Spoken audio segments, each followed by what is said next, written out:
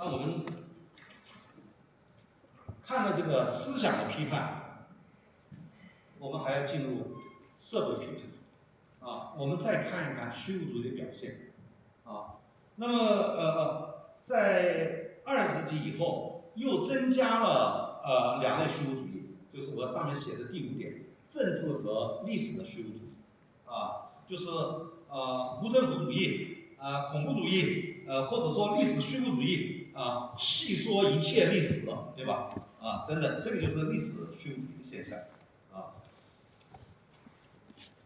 那我们现在的社会表现，大家都一点都不陌生，对吧？第一点就是价值相对主义、道德冷漠什么都行，什么都不信，什么都不在乎对公共事务不关心。那第二个呢，就是极端的怀疑主义他从怀疑一切到否定一切所谓的现在的阴谋论这个等等都是典型代表包括现在操纵的网络暴力、民粹主义，还有很多反智倾向这个都是从这个极端的怀疑主义走向了虚无主义。那第三个就是技术和资本合谋，人的全面异化我们现在的欲望不是因为稀缺，我们现在的欲望是资本和技术创造出来的尤其是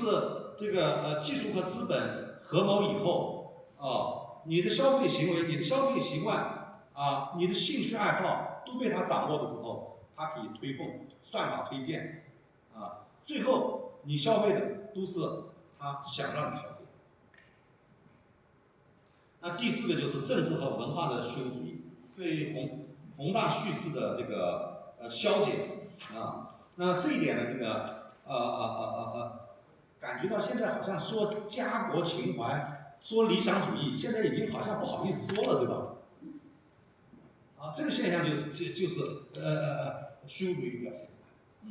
那另外就是第5点的历史虚无主义我们看到对英雄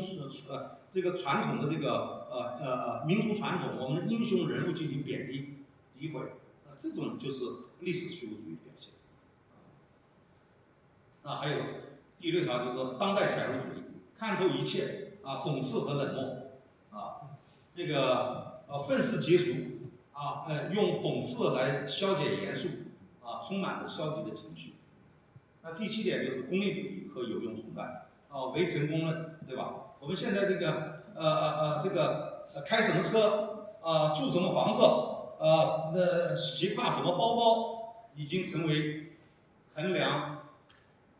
这个成功与否的标志。那第8个就是文化工业和娱乐知识，对吧？所以我们现在每天多少时间刷视频、刷短剧、看笑话、看抖音这都是短期的，追求短期的娱乐，因为长期的价值不可靠，也没有判断标准，那我只能短期化了，我只能娱乐化了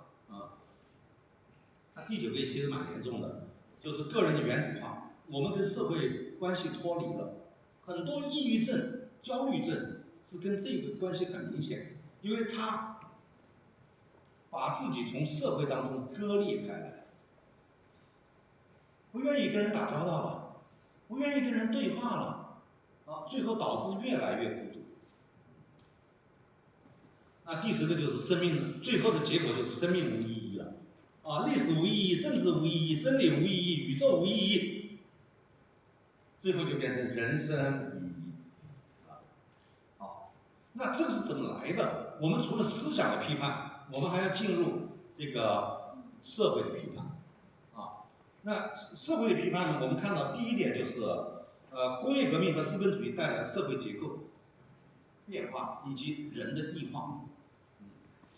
我们看到传统的乡村社会尤其是80年代，大家看到多少农村的孩子离开农村，到深圳，到改革开放的前沿阵地打工。那么来到深圳以后呢，他这个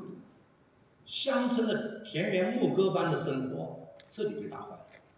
人与人他变成了进入一个陌生人的世界，而这个陌生人的世界，人的关系是市场关系，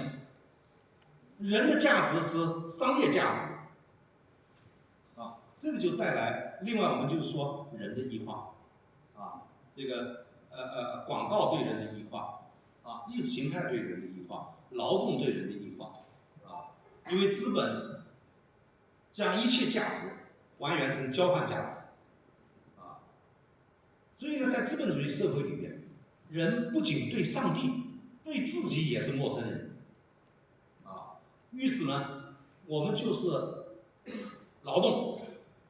然后欲望，然后消费，人就变成劳动力和消费者，第二个是民主政治结构，我这特指西方代议制民主，